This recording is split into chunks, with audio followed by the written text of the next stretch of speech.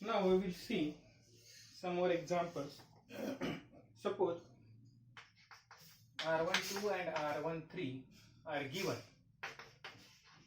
Then R23 lies in between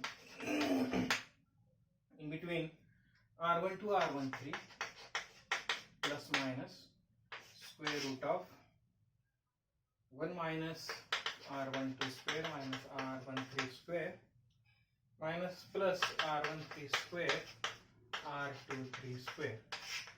This was square root. So R23 basically lies in between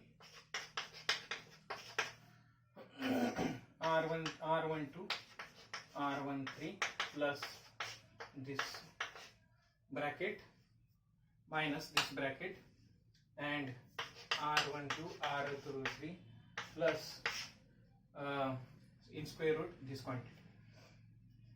So R23 lies between this R12 R13 minus 1 minus square root in square root 1 minus R12 square minus R13 square plus R13 square into R23 square, and its upper bound is R13 into R23 plus square root of 1 minus R12 square minus R13 square plus R13 square into R23 square.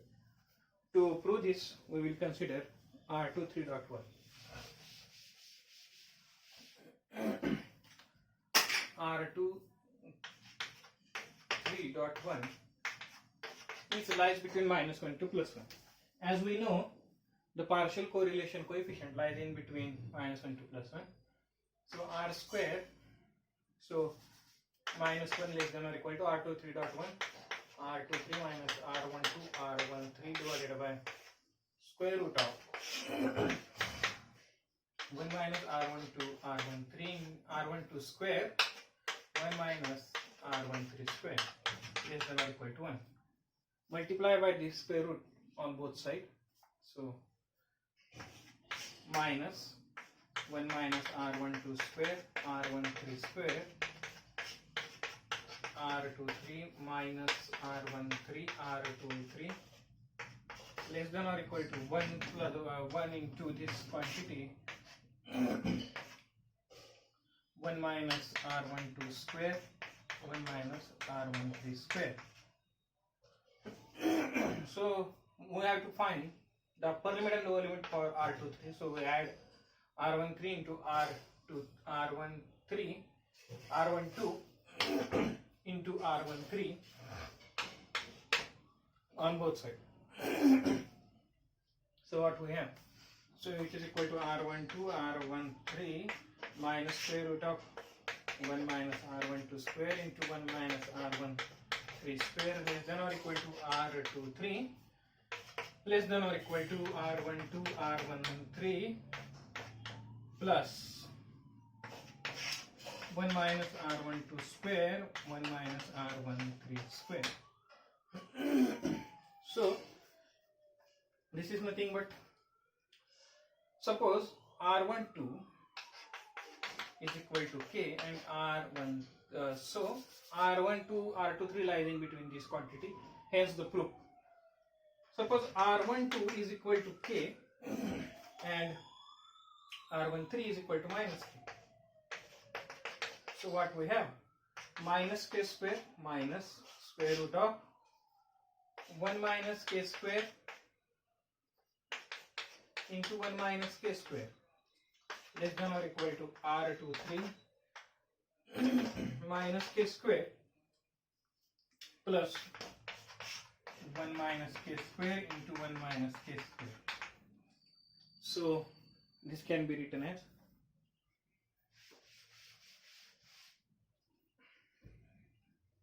minus K square. This is 1 minus K square, 1 minus K square bracket square, and square root of this is 1 minus K square less than or equal to R23 minus K square plus 1 minus K square. This is bracket square and square root of bracket square is bracket itself. So K square minus minus plus K square on minus 1 less than or equal to R23 less than or equal to 1 minus K square 1 minus 2K square minus K square minus K square minus 2K square. So if R12 and R13 are given as k and minus k, then R23 lies between -1 and 1 minus 2k square. And when these are not given, so in that case R23 lies in between R12, R13 minus square root of 1 minus R12 square, 1 minus R13 square, and R12, R13 plus square root of 1 minus R12 square, 1 minus R13 square. So this is proof of example. Now we will see another example.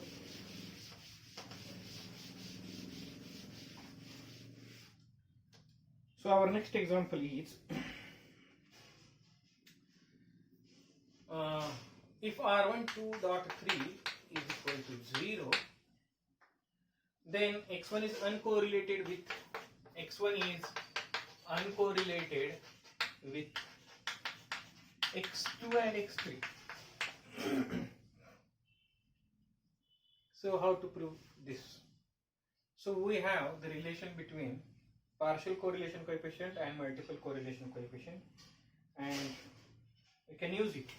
So R square 1.23 is 0, since R1.23 is equal to 0.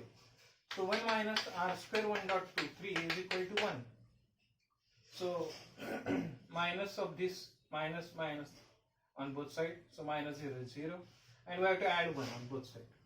So 1 minus R square 1.23 is equal to 1 minus R12 square into 1 minus R13.2 square, and which is also equivalent to 1 minus R13 square, 1 minus R12.3 square. So now what we have? Suppose this product is equal to 1. This one is equal to 1. So 1 minus R12 square into 1 minus R13.2 square is equal to 1, since this quantity is equal to 1. So this product is 1 if and only if this and this correlation is 0. It implies R12 is equal to R13.2 is equal to 0. Their square is 0, and so their square root are also 0. So this is 0, then and then only this product is 1. So R12 is 0 means what? X1 is uncorrelated